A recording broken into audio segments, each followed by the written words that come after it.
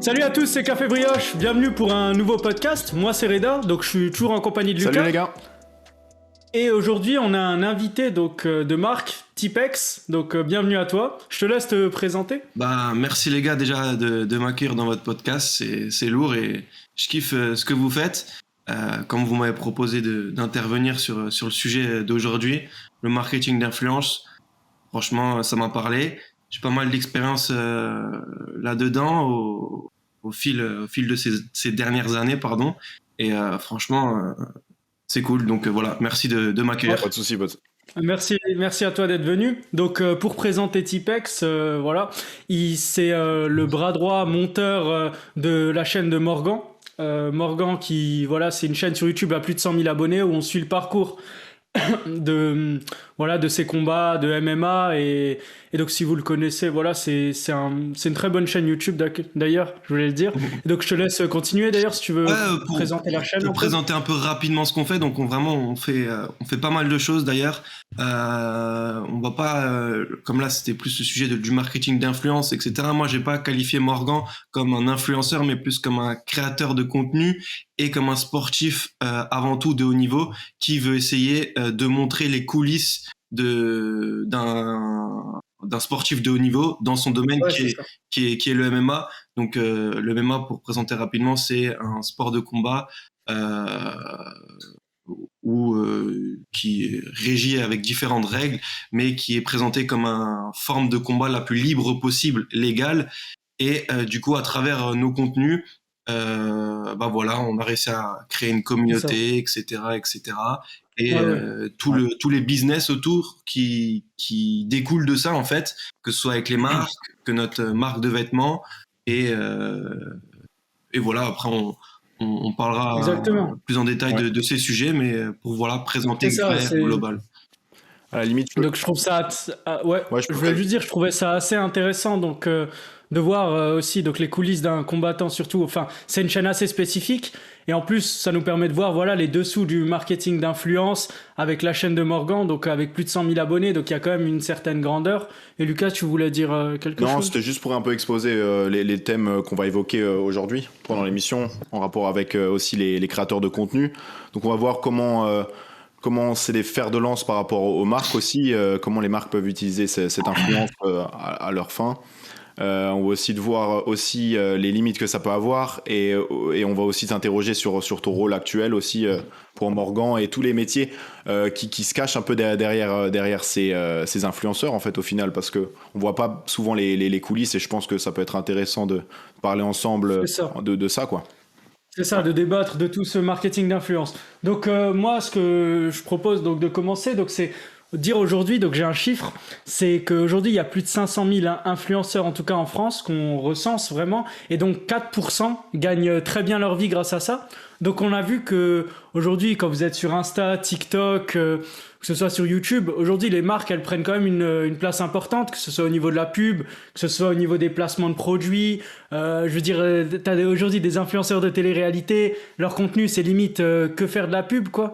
Et donc on sent qu'aujourd'hui les marques, voilà, elles ont besoin de ça parce que ça représente aujourd'hui une grande part de leur budget marketing, parce que quelque part au lieu de payer des millions à la télé, sur TF1, sur des France 2 ou même à la radio ou la presse écrite, bah là on va se focaliser sur une personne, un youtubeur ou un influenceur qui va directement cibler une catégorie de personnes. Bon, par exemple le cas de Morgan, ça peut être le sport ou le MMA, et donc on va payer une seule personne, donc forcément les coûts vont être moins chers. Et donc voilà, ça va encourager à ça. Quoi. Aussi pour rebondir là-dessus aussi, donc il y a le micro-influencing, le macro-influencing aussi. Donc le macro, c'est un peu des influenceurs qui ont une audience vraiment importante, donc plus d'1 million d'abonnés. Donc là, ça va plus augmenter la notoriété de la marque, alors que le micro-influencing, ça va plus attirer des clients directement qui vont acheter les produits en général. Et l'avantage de ça, c'est qu'à travers des influenceurs, il y a vraiment une identité et vraiment la communauté est attirée vraiment par les contenus et par la personne en elle-même, donc elle a plus d'influence sur la décision d'achat des gens, parce que on crée un lien en fait avec cette personne, et si cette personne met en avant des produits, en général on va plus être attiré par l'achat en fait qu'à travers des spots publicitaires. De toute façon les jeunes regardent plus la télé à l'heure actuelle, donc ça a plus trop d'intérêt vraiment de mettre ces produits en avant par ce biais. Ouais. Est-ce que Tipex, t'as une remarque, toi, à faire là-dessus, en tout cas? Non, pour moi, bah, vous tapez totalement dans le mille. Enfin, de façon personnelle, je pense vraiment que la télé, c'est devenu un peu, j'ose le dire, mais dépassé. Ouais, ouais. Je pense que maintenant, les personnes sont beaucoup plus attirées par des contenus que peuvent faire des youtubeurs ou des mecs qui sont sur Twitch, parce que voilà, ils aiment leur contenu, mais ils aiment aussi la personnalité que dégage le créateur de contenu ou Voilà. l'influenceur. Après, voilà, je pense qu'il y a vraiment deux types dans le marketing d'influence, deux types euh, on va catégoriser ces personnes-là, c'est les influenceurs et les créateurs de contenu. Pour moi, un YouTuber, des mecs qui font du live, ça va être des créateurs de contenu et des mecs qui font des placements de produits qui viennent de la télé-réalité, etc. Je les vais plus les catégoriser comme des influenceurs, tu vois, parce que véridiquement, leur objectif à travers ça, c'est d'influencer les personnes.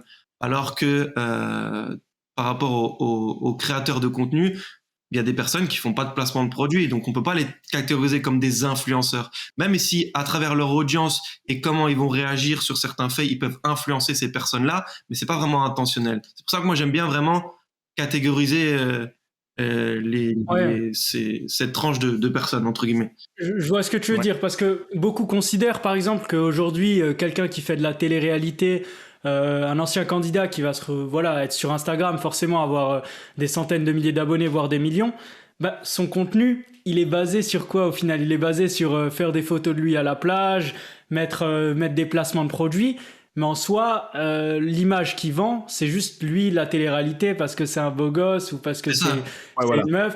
Et bon, je veux pas catégoriser pour tous les gens de la télé-réalité parce qu'il y en a beaucoup qui sont bien reconvertis, tu vois, genre un Guillaume Ruchon, je crois, qui faisait de la télé-réalité à l'époque. Il a aujourd'hui une chaîne à 100 000 abonnés, il monte la photo. Enfin, il y en a qui sont devenus, on va dire, des créateurs de contenu, mais je veux dire, aujourd'hui, beaucoup, ce qu'on retient de la télé-réalité, c'est toi, c'est coucou mes petites brioches. Aujourd'hui, on se retrouve pour voilà, un petit Ouais. placement, la petite pommade, pour avoir des abdos rapides avec Ouais, une machine. Donc, et- je comprends la distinction. Et souvent, les déviances de ces comportements, c'est que souvent, ils utilisent même pas les produits, donc ils sont payés par des compagnies sans vraiment avoir une expérience du produit. Donc, ils vont vous vendre des produits, enfin, je parle bien des influenceurs, comme on les a définis, ils vont vous vendre des produits qui sont parfois pas fonctionnels, des fois des contrefaçons. Donc, il faut aussi se méfier, c'est un peu les limites aussi des placements de produits à l'heure actuelle. Ouais. Et je pense que pour rebondir à ce que tu disais, ouais, donc là, ils monnaient vraiment, ils font de l'argent sur leur image propre, donc les gens de télé-réalité pour prendre leur exemple, alors que les youtubeurs, comme tu disais, vont plus mettre en avant leur passion, et à travers C'est ce ça. contenu-là, ils vont aussi, pour moi, ça reste des influenceurs parce qu'ils vont aussi avoir un mot à dire et ils vont influencer des jeunes à travers leur communication, leur comportement dans les vidéos et tout ça. Ils vont aussi indirectement altérer enfin, Forcément. tu vois. Forcément, parce que Donc, quand même, Forcément, on va ils les- vont influencer. voilà, Ouais, vas-y. tout- tout- Tipex, ouais. toute personnalité publique est un influenceur. Macron est voilà. un influenceur. Alors dans cette Ouais, hypothèse-là, Ouais, c'est quoi qu'ils vrai, disent, c'est vrai. il peut t'influencer. Mais tu vois, moi je le vois quand même. C'est le mot influenceur, je le vois quand même de manière péjorative. Je respecte ce qu'ils ah, font. ok. Je respecte le contenu qu'ils font pour par exemple sur Snap ou sur Instagram pour vendre leurs produits. Je respecte tout ça. Mais pour moi, quand quelqu'un dit influenceur, c'est quand même, ça sonne un peu péjorativement quand tu le dis, tu vois. Donc c'est pour ça que j'aime bien Ok. catégoriser les personnes qui font de qui sont des influenceurs et des créateurs de contenu. Mais Bon, après, ouais. c'est subjectif, tu vois. Ouais. C'est écrit Ouais, nulle c'est Mais part. subjectif. je pense que ça dépend aussi de l'interprétation qu'on a de ce qu'est un influenceur, tu vois. Toi, si je comprends bien, t'associes influenceur avec placement de produit. Pas Plus que... forcément, mais des personnes qui peuvent vraiment influencer leur communauté, non pas par comment expliquer ça? Ouais, qui peuvent influencer leur communauté juste pour à but commercial en fait, Ok, voilà. à Ok. objectif Ouais, commercial. Pas pour proposer du contenu, pour proposer leur passion, pour partager ce qu'ils ont ouais. envie de partager, Pour juste divertir. voilà pour Ouais. divertir. C'est dans un but commercial et, euh, et voilà après Ouais, on. ouais, je vois, parce qu'il faut pas le prendre au sens littéraire du mot influenceur qui influence, parce que les Ouais. influenceurs globalement, même les créateurs de contenu influencent dans un certain cadre, mais je veux dire, quelque part, tu vois, par exemple, la chaîne de Morgan, pour moi, je trouve que ça influence d'un bon côté, tu vois. J'apprends des choses, je découvre le MMA, mais en soi, ça me motive aussi pour le sport, C'est tu ça. vois, parce que il monte ses programmes, ou que ce soit même, j'aime bien, tu vois, je sais pas, genre Zach Nani, tu vois, il met des petites histoires, il me raconte des choses, j'apprends des choses, même du FIFA pour divertir. Mais même s'ils font des fois leur placement de produits, parce que ils doivent vivre Là, forcément, maintenant, la mais monétisation ils vont dépend de pas ça aussi. ils vont faire, voilà, des fois c'est les créateurs de contenu. Ce qui est bien, c'est qu'ils font des placements de produits en relation avec leur contenu. Ouais. Donc ça peut être des choses utiles. Par exemple, moi, je me suis retrouvé à acheter, tu vois, des barres parallèles de Street Workout de Eric Flag. Parce que je trouvais, c'est lui qui les avait créés en Voilà. plus, ils les avaient commercialisés. Je trouve ça beaucoup plus intéressant, tu vois. J'ai acheté un gars, du créateur, tout ça, et je vais l'utiliser. C'est pas un produit vendu 50 € qui coûte sur AliExpress 10 € Ouais, voilà, c'est ça. et voilà, tu vois. Parce qu'il a aussi son mot à dire par rapport, c'est vraiment lié à, ouais, comme tu disais, à son contenu. Donc son expertise et tout ce qu'il t'apprend à travers les vidéos, il gagne en crédibilité. Tu vois, on lui fait confiance et je pense que c'est une bonne chose de ce côté-là. Et bien, ouais, pour revenir au type de contenu proposé, je pense que par exemple pour le MMA, c'est aussi une bonne porte d'entrée pour des débutants, tu vois, qui veulent, parce qu'à travers un combat, on comprend peut-être pas les ficelles du sport, alors que lui il va peut-être mieux les expliquer et on peut plus se plonger dans la vie vraiment d'un professionnel. Donc, Ça. donc peut-être que ça Tu peut vois à donner quel point envie c'est aussi. technique, tu Ouais. vois, genre les gens ils voient la MMA, ils disent ah combat de Voilà, on sauvage et tout. s'imagine Non, rien pas du toute la tout. complexité derrière. C'est un vrai sport et c'est technique, ces trucs, et ça te permet de voir tout le taf qu'il y a derrière parce qu'en plus, tu sais, c'est pas enfin maintenant ça devient de plus en plus en France, tu vois, il y a beaucoup de gens qui en parlent, mais je veux dire à l'époque encore, c'était beaucoup moins connu vu que c'était interdit. Donc il y a pas mal de choses et pour revenir du coup au marketing d'influence, comme tu as dit Tipex, tu vois, la télé, ouais, c'est on peut le dire quelque part, c'est dépassé parce qu'aujourd'hui, la moyenne d'âge des gens qui regardent la télé, elle est à peu près de 55 ans en 2020. Donc 55 ans, je veux dire, nous on en a 20, t'imagines, Ouais. nous maintenant, moi je regarde plus la télé, je connais Twitch, Ouais, mais ça dépend. YouTube, Ouais. mis à part des replays, je vais plus chercher la télé, je sais pas pour Ça vous, dépend en mais... plus de. Enfin, ça dépend de la cible aussi que tu as avec ton produit ou ta marque, tu vois. Ça dépend. Si c'est pour. Si tu cibles des seniors, peut-être que la télé et la presse papier est encore d'actualité, tu vois. Mais Ouais, pour forcément. notre génération, c'est sûr que. Perso, je regarde plus la télé, hein, vraiment zéro, tu vois. Tout le contenu est sur Ouais. YouTube ou sur Twitch ou ailleurs, tu vois. Mais. Et je vois plus l'intérêt. Quand on peut sélectionner ce qu'on regarde, tu vois, c'est tellement plus gratifiant pour moi, tu vois, personnellement, que la télé, ça a plus d'utilité. C'est ça. Ouais. Ouais. Du coup, bah, Tipex avait quelque chose à dire encore ou... Non, peut-être je pense pour être encore un peu plus large et pas tout de suite rentrer sur le domaine précis de ce qu'on fait et comment les coulisses.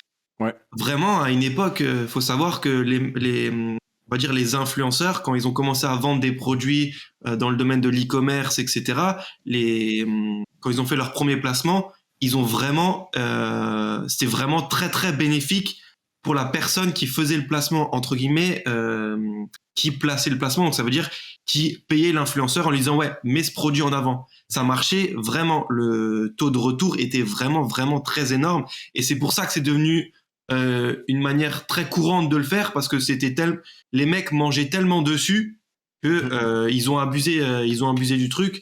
Et là, on commence à depuis l'année dernière ou un peu plus même, je dirais. Maintenant, ça commence à être beaucoup plus régulé, etc. Ouais. Les boîtes de management qui placent pour les placements de produits, donc forcément, les personnes que vous voyez à la télé-réalité, c'est géré par soit une grande agence, soit Ouais. par une personne qui gère plusieurs influenceurs.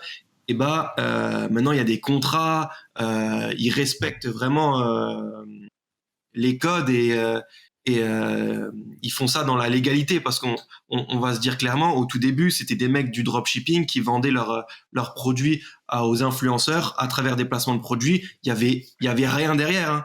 Il y avait pas de structure. Encore aujourd'hui, hein. Encore aujourd'hui, et je trouve hein. que, ouais, je voulais souligner ça. Il y a encore un laxisme, Ouais. pour moi, de mon côté, d'après ce que j'ai vu, il y a encore un laxisme légal pour ces placements de produits par rapport aux spots télé qui sont vraiment très réglementés, tu vois. Donc, il y a encore du travail à faire à ce niveau-là, mais je pense que toute amélioration peut être bénéfique parce que. Ouais, mais ça a été très très régulé depuis, on va dire, ces derniers mois. Parce que je pense qu'ils ont eu beaucoup de problèmes en termes beaucoup de plaintes, beaucoup de au-delà des plaintes. Je pense que le produit qui vendent entre guillemets lorsqu'ils font un placement, forcément, il doit être il doit être de qualité, il doit respecter certaines choses. Ils peuvent pas vendre n'importe quoi pour l'image de l'influenceur ou du créateur de contenu. Ouais. Mais en interne, dans les coulisses, en termes de contrat, en termes de clauses de société, etc. C'est devenu très très carré. C'est-à-dire que maintenant tu peux plus placer. Demain, si j'appelle, j'ai rien, j'ai pas de société, j'ai pas d'auto-entreprise, j'ai rien. J'appelle une boîte qui qui va placer des produits pour des influenceurs. Ils vont me dire ouais, bah c'est quoi votre numéro de SIRET, faites-nous une facture, voilà. Enfin, Ouais. différentes choses. Alors que des fois, ça passait pas au crible, Ah quoi. non, Tu donnais, avant ils s'en foutaient. Ok. c'était Ouais, tant qu'il y a du cash, ok, en ok. freelance quoi. c'est ça. C'était ça. Maintenant, on peut passer à la deuxième partie, donc les limites au final de ces placements de produits. Parce que comme on a vu, les placements de produits, ça peut être intéressant, mais voilà, il y en a certains qui abusent. Et aujourd'hui, quelque part, le marketing d'influence, il est intéressant, mais un influenceur, c'est pas une entreprise très très cotée. Je veux dire, ça n'a pas une durée de vie de 30 C'est ans, ça. 40 ans.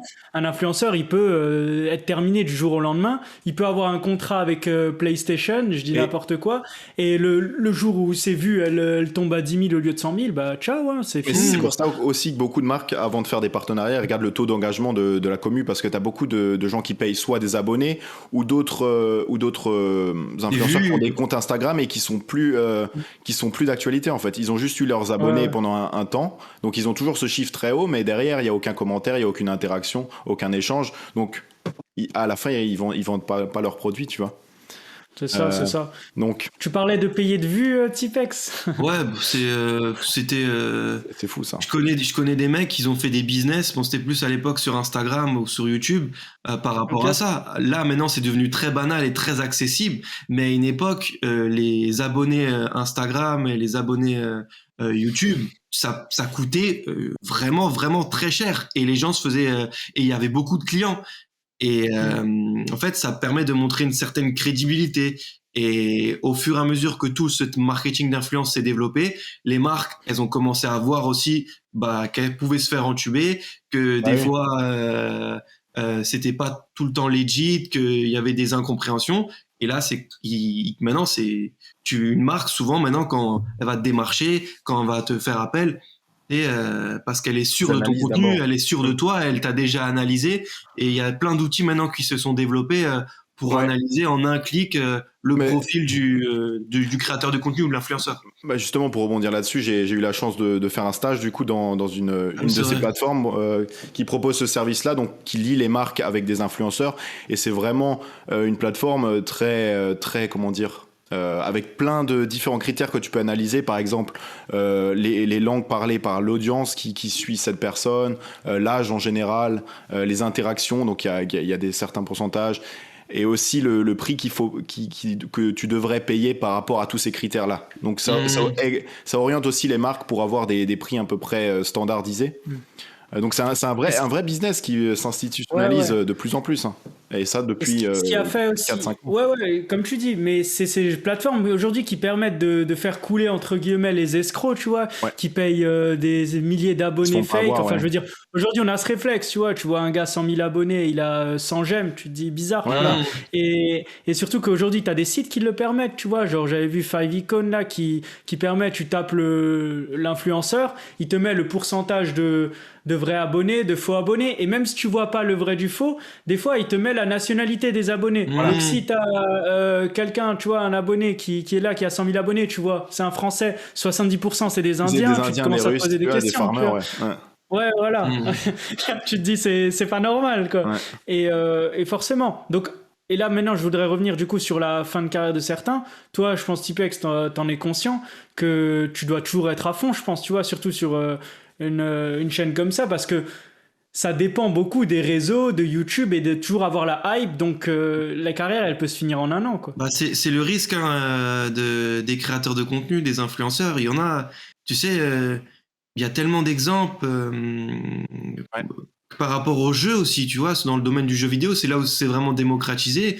En parlant de Call of, etc., des jeux qui ont été vraiment très très connus à une certaine époque, ces personnes-là, elles dépendent que du jeu en fait, tu vois, si elles font que du contenu sur ce jeu-là, les gens s'attachent à ce qu'elle va faire par rapport elle va s'attacher à son activité, tu vois, à elle, mais aussi à son activité. Si du jour au lendemain, elle arrête ce contenu-là et elle fait autre chose, il y a des gens qui vont plus la suivre et ça peut être une fin de carrière. Au-delà de ça aussi, pour les placements de produits, une mauvaise gestion de carrière, d'image, et si tu vois trop gros les choses, tu veux faire que des placements alors que d'habitude tu fais plus de contenu, les gens ils voient une incompréhension. Et comme tu l'as dit au début du podcast, il y a je sais pas combien de créateurs de contenu. Demain, tu peux être remplacé par un autre mec qui est au-dessus de toi, qui a plus d'abonnés que toi, etc., etc., ou par un mec qui vient de commencer et qui a une hype, qui est divertissant, etc. Ça va très, très, très, très vite. Et le nombre de fins de carrière qu'il y a et des personnes qu'on oublie, qu'il faut pas oublier une chose très importante, c'est que sur Internet, ça va très, très vite. C'est des trucs de ouf. Moi, quand je repense à certaines choses, il y a eu des bad buzz, mais vraiment de fou. Moi, je vais donner un exemple. Par exemple, The Carry, tu vois, qui avait eu le problème avec avec la fille de 16 ans. la fille là, mineure, etc. Et cette histoire, limite, on l'a oublié, tu vois, mais il y a des gens qui regardent encore ce mec. Je vais pas porter vraiment mon avis personnel sur ça, mais il y a des personnes qui ont oublié cette histoire. Thibaut InShape aussi, il y a eu des scandales, etc. Tout a été oublié, tu vois. Sur Internet, ça peut aller très très vite dans les deux sens. Dans les deux sens, ouais, dans les deux je pense sens. Ça veut dire qu'ils ont dans le bon comme dans le mauvais. Ouais, ils ont vas-y, une Lucas. telle notoriété en fait qu'on a tendance à oublier rapidement les choses parce que il y en a qui sont au courant, il y en a d'autres qui ne le sont pas. Donc au final, ils gardent quand même des chiffres très hauts, tu vois. Et pour revenir au placement de produits, je pense que ceux qui se limitent à la création de contenu, ils prennent peut-être aussi moins de risques parce que certains placements de produits peuvent être pénalisants. Par exemple, si on va faire des placements de produits pas en lien avec pas en lien avec l'activité de la chaîne, par exemple, sur de la crypto-monnaie, sur des outils, enfin, surtout en général.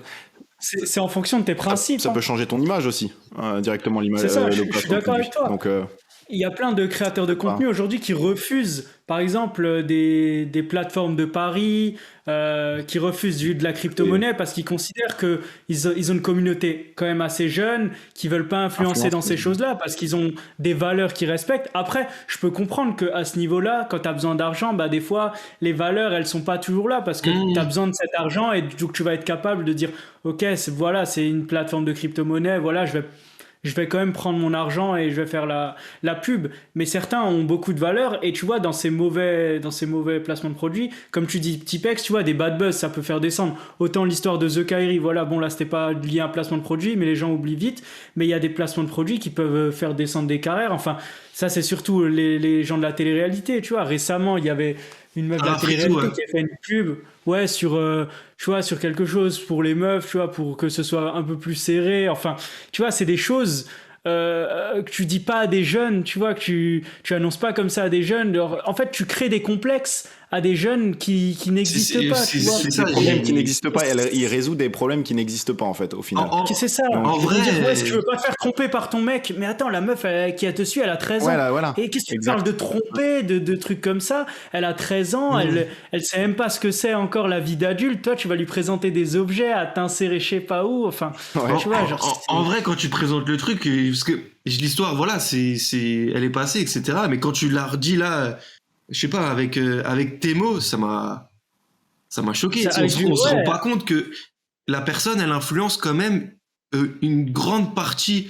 des personnes qui la suivent, et ces personnes-là, sa communauté-là est très jeune, donc elle peut vraiment l'influencer du mauvais sens sans vraiment le faire exprès. C'est-à-dire, elle va juste penser, ouais, bah voilà, je fais une petite vidéo de 30 secondes. En mon cas, aussi, voilà, parce qu'à cet âge-là, il n'y a pas vraiment de libre arbitre, et les influenceurs, on les écoute parce que voilà, on est passionné par ce qu'ils font, et du coup, on se calque sur leur comportement. Et du coup, on change nos habitudes, et ça peut être désastreux. Après, dans le cas de la chaîne de Morgan, ouais, ça n'a rien à voir. C'est plus de la création de contenu, comme il disait, une forte fidélisation de l'audience. Et j'avais justement une question. Par rapport à, parce que toi t'es le monteur de Morgan, et je voulais savoir si t'avais des restrictions en termes de création de contenu, si t'avais des directions pour conserver une image vraiment fidèle de la personne de Morgan, ou t'as une liberté pour rebondir par rapport à ça, on me qualifie comme un peu le monteur, etc. Mais c'est parce que en fait, comment dire, moi j'expose pas beaucoup ce que je fais. Je suis vraiment dans l'ombre. Mais vraiment, par exemple là, à l'heure actuelle, on est début février. La partie montage, ça correspond à 10% de mon travail, tu vois. C'est vraiment Ok. là la partie montage, vidéo, etc. C'est pas du tout.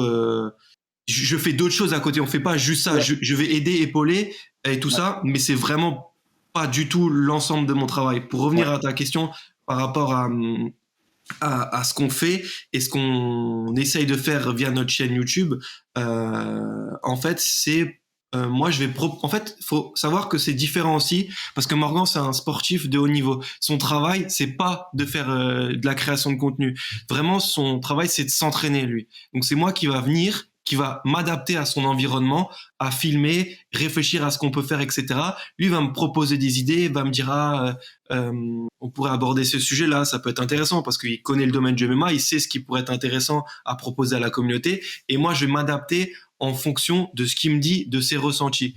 Et de, pour la création, on va dire que je suis assez libre.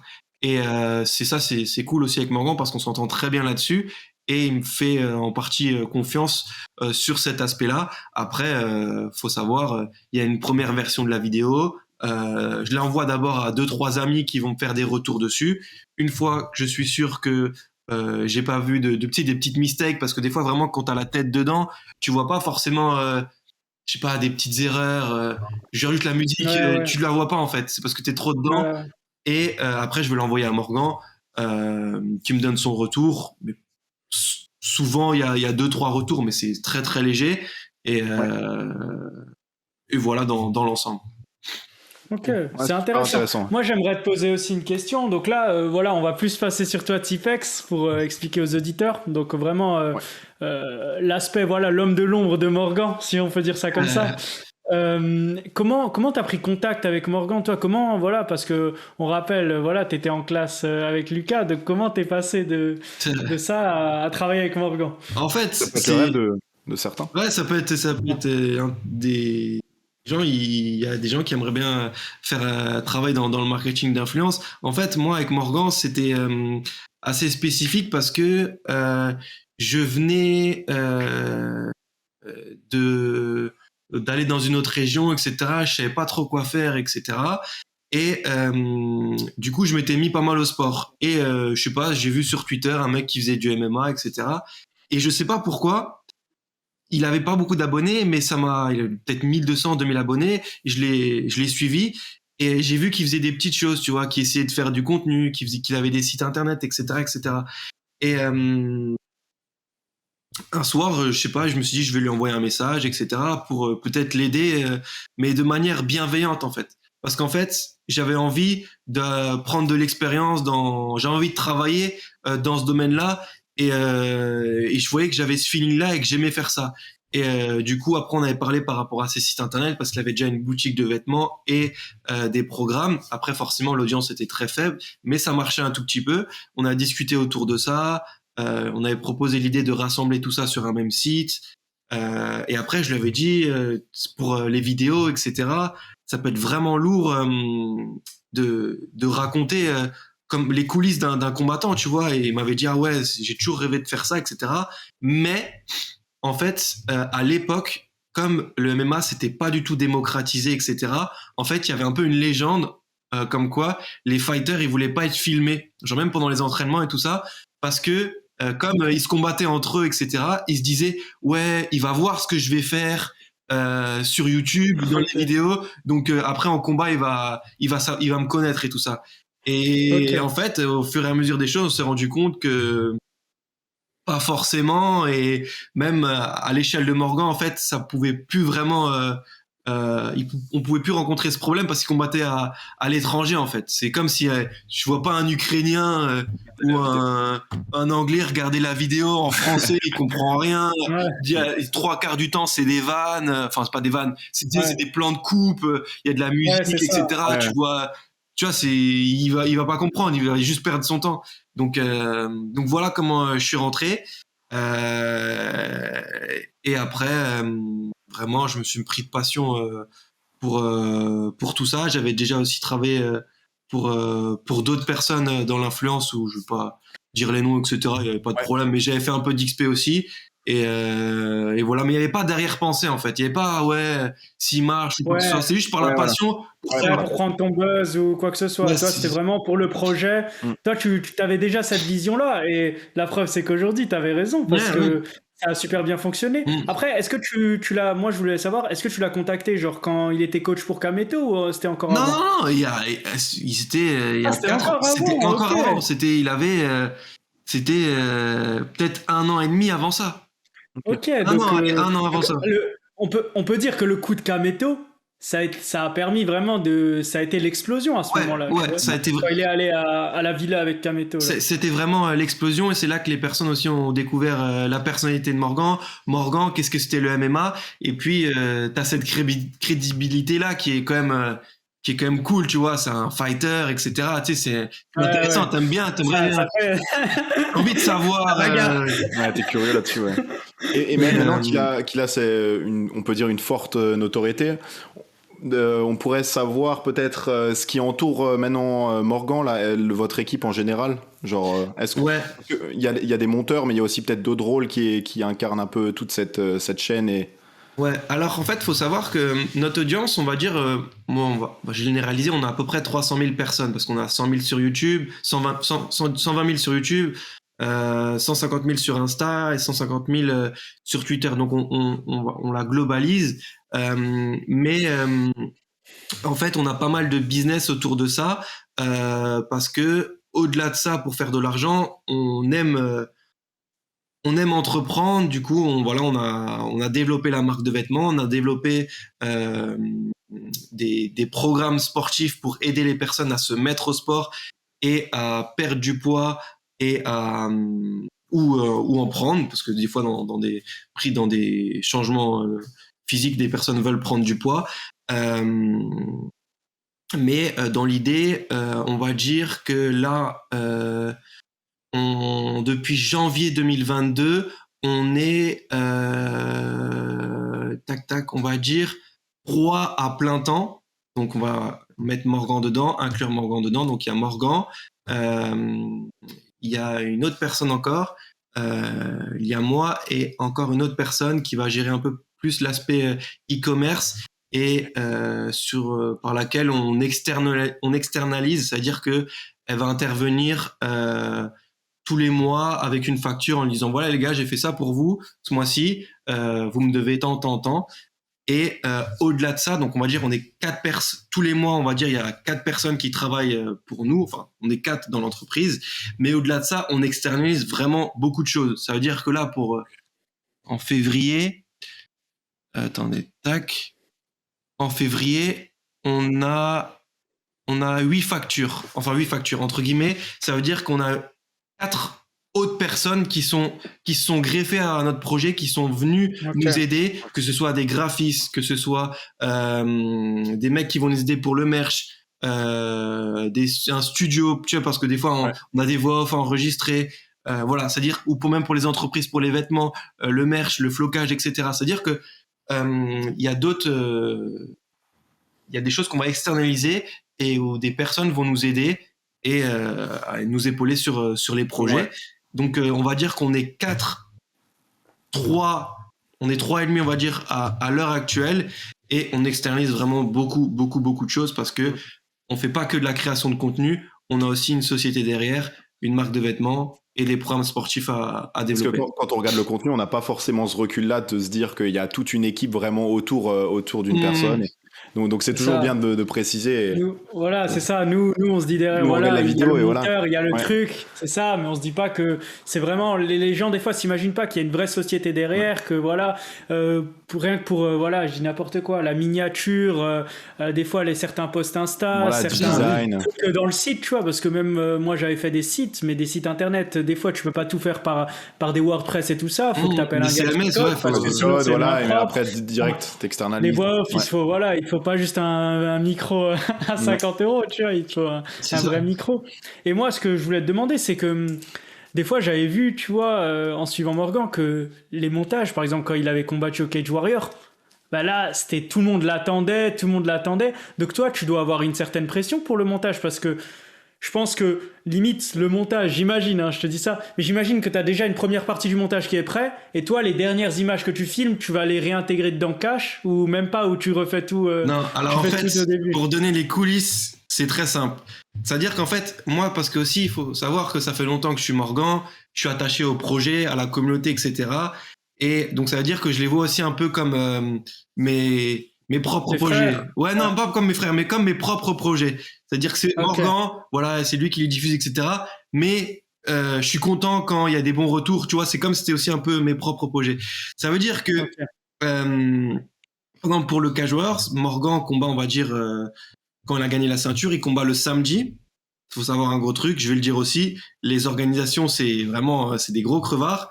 Le samedi, tu sors de la salle, il est minuit, à 3 heures du mat, t'es dans l'avion parce qu'ils veulent pas payer la nuit d'hôtel, tu vois. Ah Donc ouais. le dimanche matin, t'es chez toi. Et en fait, Oh les rats. Ouais, j'ai- moi, ce que je fais, c'est que je dois au moins ça à Morgan, mais je me dis, ok, Morgan, il a combattu. Il est dans une cage. Il a perdu beaucoup de poids.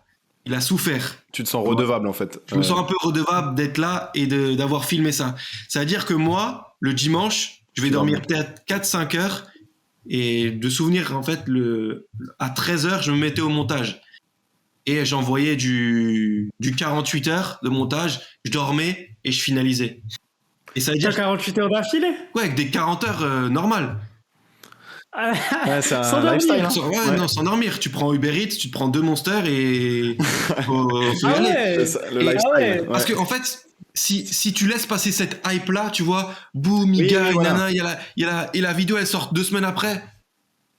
Et même, C'est- t'as Ouais, tous les posts t'es Insta, plus là-dedans. t'as tous t'es les plus hashtags en là-dedans. rapport avec ce combat-là, tu vois, donc ça crée Ouais, beaucoup t'es d'interaction. Ouais. entêté. Donc, Tu une fois que tu la perds ça, tu la sors 2 jours après, 3 jours après. C'est pour Il y a- ça il y que a les- voilà, ça fait ouais. autant de vues, tu vois, c'est pas, Ah ouais. c'est Sinon, bien il y pas a, de Oui, sinon, il y secret. a que il y a qu'une partie des abonnés qui regardent, tu vois, alors que là, ça peut ramener des gens qui s'intéressent Non, mais peut-être. c'est ça, pour Ah, faire non, le parallèle, juste un parallèle vite fait. Tu vois, quand il y a des matchs de foot, Beansport, ils mettent le résumé, genre dans les Direct. 10 minutes. Ouais. Ça, c'est Parce qu'ils exceptionnel. ont des équipes Toi, t'arrives, t'as monstrueuses. fini le match, t'as envie de le Ouais. voir. Donc là, ça doit être le même principe. Plus tu passes les jours, et plus la hype, elle descend, et moins les gens, ils l'attendent, et du coup, Respect, moins... hein. Eh, ouais, sûr. franchement, 40, là... non, mais, Ça, c'est l'anecdote, les là, gars, ça va être le séquencing TikTok, là. non, mais 48 heures, enfin, en plus, je l'ai dit comme ça, mais franchement, j'ai déjà fait pire, hein, je vais pas mentir. Hein. Pas, on va dire, sans dormir, tu vois, mais sur la longueur, j'ai déjà fait. C'est déjà arrivé Ouais, que ce soit. des journées où tu fais que ça à répétition, même si tu dors 4-5 heures, mais tu fais que ça. Mais quoi. c'est pas, je le des ferai pas moments. pour n'importe qui, en fait. Je le ferai aussi parce que je le vois. Tu vois, je vois comme un peu mon propre projet. Si demain mon taf à plein temps, c'est d'être monteur, cadreur, je vais structurer mes horaires. Le dimanche, je vais pas travailler, etc. Je vais m'organiser. Ouais, là, il y a une c'est- relation humaine, en fait. C'est pas une société Oui, qui est. c'est ça. Même au-delà de ça. Au-delà de ça, voilà, c'est Ouais. pour ça que les gens te suivent aussi, c'est parce qu'on sent quelque part cette passion. Moi, voilà, je te suis sur Twitter, je vois que le monteur de Morgan, là, il galère et tout, je me dis, putain, c'est encore plus gratifiant. Le gars se tue, tu vois, c'est vraiment ce mindset de dire, voilà. C'est pour ça que dans les commentaires, les gars, on se classe, voilà, il faut mettre en avant aussi le travail des monteurs et voilà, les féliciter pour leur travail Voilà. parce que sans eux, il n'y aurait pas de contenu. Franchement, C'est ça. franchement, et je pense qu'il y a beaucoup de. En fait, je suis assez content parce que moi, je sais pas que je cherche pas ça, mais je suis bien là où je suis. Mais je pense qu'il y a une grande partie des personnes qui font de la création de contenu qui se rendent compte aussi de l'importance des personnes de l'ombre. Depuis on va dire ces 2 dernières années, maintenant les créateurs ils remercient souvent McFly et Carlito, un exemple tout bête, c'est ils vont faire des dédicaces, ils vont vraiment remercier les personnes parce qu'ils savent qu'ils ont un rôle vraiment important. Et en fait, tu vois maintenant qu'il y a beaucoup en fait de monteurs, dans mon cas on va dire, si on prend mon cas monteur, qui se mettent sur YouTube et qui font leurs propres vidéos. Et ça marche très très bien. Pourquoi ? Parce qu'ils ont toutes les clés en main. Ils savent comment une vidéo peut marcher. Ils ont les relations avec les créateurs de contenu. Ouais, les contacts, c'est ça. Le mec, tu vas sur sa chaîne, il a 10 000 abonnés. La vidéo, tu peux la mettre sur une chaîne à 3 millions normale. Ouais. Alors que lui, il a 10 000 abonnés. C'est-à-dire que les gens... Il a toutes les ficelles du métier, en fait. C'est ce qui Il a s'est toutes passé les avec ficelles. le monteur c'était de McFly et Carlito, je crois. Ouais, Je sais plus si c'était... il a pris... Je sais plus si c'était Squeezie ou de McFly et Carlito, mais le gars, il était drôle, tu vois. Et il a dit, vas-y, je vais sortir moi-même mes vidéos. Et au je final, pense le que gars voilà. a bien marché. Ouais. Ils sont restés potes, tu vois, genre cordial, mais genre, t'as raison, en fait. Je trouve ça c'est super intéressant. D'ailleurs, faudrait que je vérifie ma source, mais je pense que je suis pratiquement sûr que c'est vrai. Comme on s'est connus un peu tous au même endroit, nous trois, le monteur de Squeezie, il vient de chez nous, et vers chez vous, à côté de chez vous. Ok. Après, on peut le dire. Dédicace, hein. Ouais, il vient de Dédicace 68. On est là, 68, FPZ, les gars. Mais ouais. Ok. En tout cas, sur ces mots, ouais, moi j'avais juste une petite question pour Tipex, encore une fois. Aujourd'hui, tu vois, il y a certains influenceurs et même créateurs de contenu, pour aller au-delà de ça, qui, pour augmenter leurs revenus, tout ça, ils essayent d'aller dans les hypes. Donc en ce moment, voilà, les cryptos, les NFT. Et moi, j'avais vu que tu avais fait un post vis-à-vis de ça, vis-à-vis des NFT. Toi, qu'est-ce que tu en penses des créateurs qui vont profiter de cet engouement? Après, ça peut être des vrais projets intéressants pour des graphistes, tu vois, avoir une vraie valeur du travail, de vendre des images, même si ça atteint des prix des fois à plus de 100 000 euros. Mais toi, qu'est-ce que tu en penses des créateurs qui vont tout de suite aller dans le filon, mettre les NFT? Est-ce que si ça part d'une bonne intention, tu penses que c'est une bonne chose, ou des fois tu penses qu'ils devraient rester là où ils sont et pas trop aller dans tous les sens, tu vois? En fait, c'est un sujet complexe déjà dans un premier temps, parce que on va dire que beaucoup de personnes encore à l'heure actuelle sont, on va dire, débutantes dans ce monde-là, dans le monde des crypto-monnaies, etc., etc. Après, je vais pas faire l'évangéliste ou quoi que ce soit et dire que c'est le futur, c'est l'avenir, parce que je suis pas là pour ça, je suis pas placé pour ça et j'ai pas les connaissances pour dire ça. Mais je pense vraiment que le web 3.0, donc on va dire ce qui englobe le NFT et les crypto-monnaies, ça peut être une très bonne chose pour certaines communautés, en fait.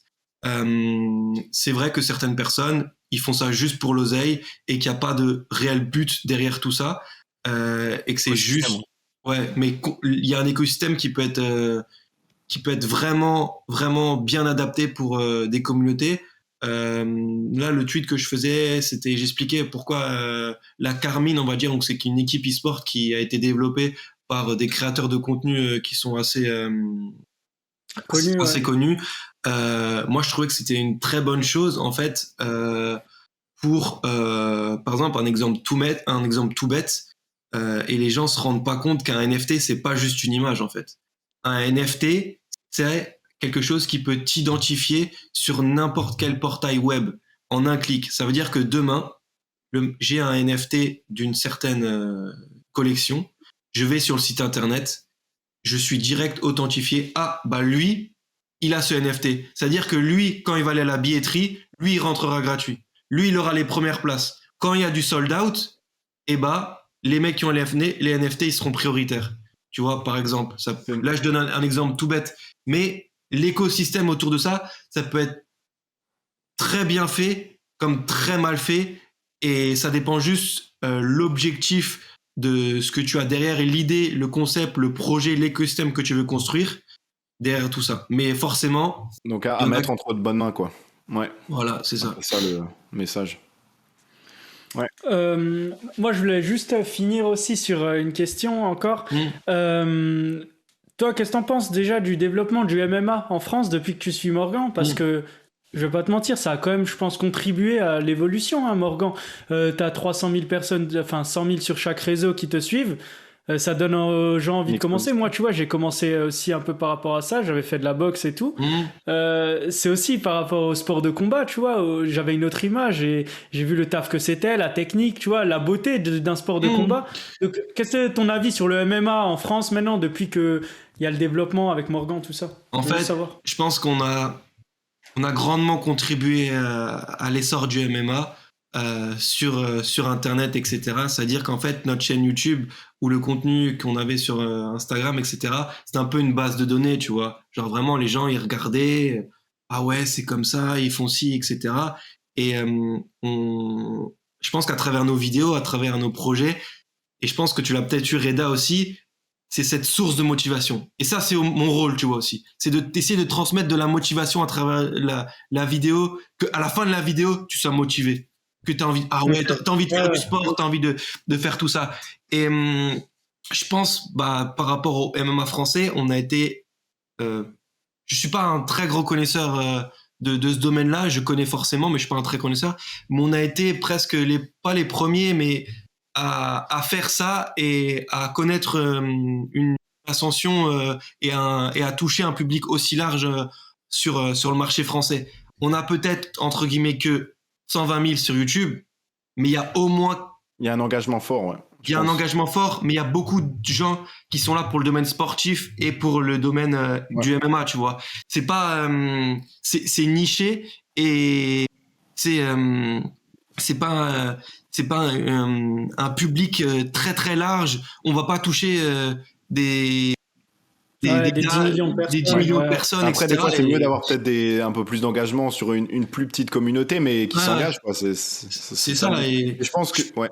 Je pense que vraiment le rôle dans tout ça et ce qu'on a réussi à très bien faire, c'est fidéliser une communauté. Ouais. Et au-delà de ça, au-delà de la création de contenu, même des placements, etc., au vivre de notre société, la base, c'est la communauté. C'est grâce à eux qu'on arrive à faire tout ça. C'est grâce à eux pour laquelle je travaille, pour laquelle je me donne dans ces projets-là. Parce que, en fait, c'est la base de tout, en fait.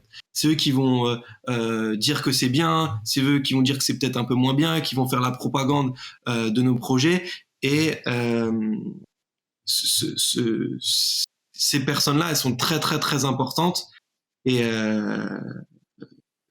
voilà, et c'est très important d'avoir cette base-là pour la suite de l'aventure ou même pour ce qui s'ensuit, quoi. Ouais. En tout cas, c'est grave intéressant. Ouais. Lucas, si tu avais autre chose à dire. Non, je pense qu'on a abordé tous les points. C'était super cool, en tout cas. Merci de nous avoir accordé ce temps-là. Merci, Tipex. On a eu plein d'informations, plein d'insights, on va dire, genre du monde des influenceurs en général. Donc c'est cool. Après, je veux aussi un peu, comment dire, pour conclure là-dessus, faut savoir que nous, on est on est vraiment à part dans tout ça. Parce que les créateurs de contenu qui ont 150 000, 120 000, 140 000, même 200 000, 300 000 abonnés, en fait, souvent, ils n'ont pas de business à côté, ils vont pas faire une marque, ils vont pas développer des choses là, en fait. Ils vont faire que du contenu et ils vont vivre autour de ça. Nous, on est spécifique parce que on s'est développé d'autres branches. Et on est en indépendant aussi. C'est-à-dire que on a notre équipe.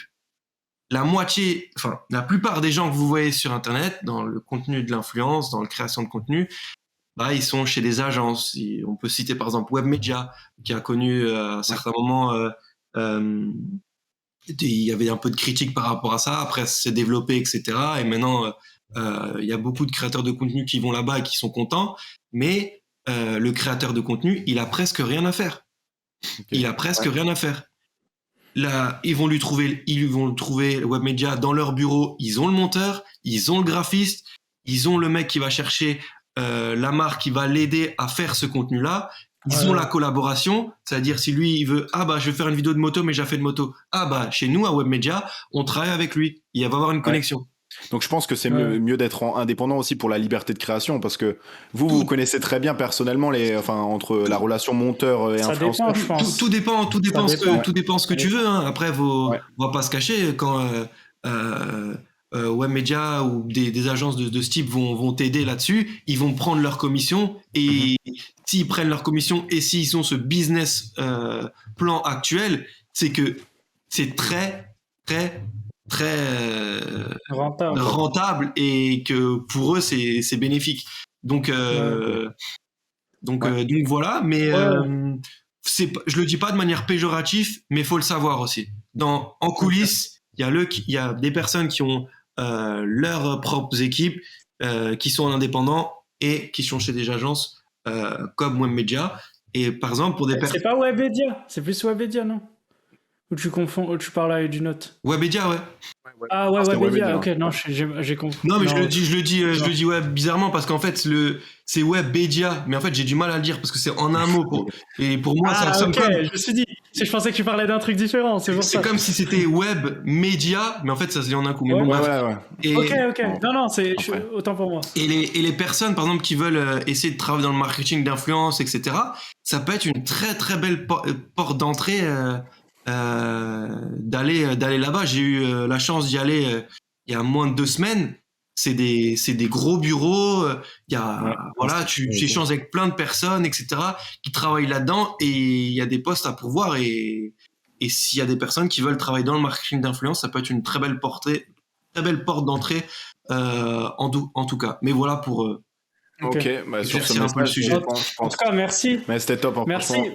C'était une belle interview. Voilà. Bah, pour ceux qui voulaient savoir un peu les coulisses autour du marketing d'influence et même autour d'un créateur, D'un les créateur, métiers, d'une voilà, équipe et tout ça, maintenant vous avez c'est peut-être ça, une on vision un voulait peu plus vraiment globale aussi de ce qui se fait dans l'ombre, on va dire, dans l'ombre, voilà, de pas tout ça. toujours montrer Ouais. les personnes à l'avant, mais aussi les personnes à l'arrière.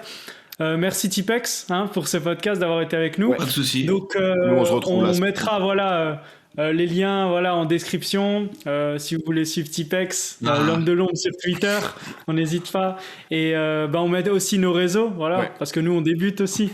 On va voir comment ça Et va. voilà. En tout cas, merci de nous avoir écoutés. On espère que ça vous aura plu, que vous avez appris des choses et on se retrouve la semaine prochaine, dimanche prochain. Donc ciao tout le Ouais, monde. salut les Ciao. gars.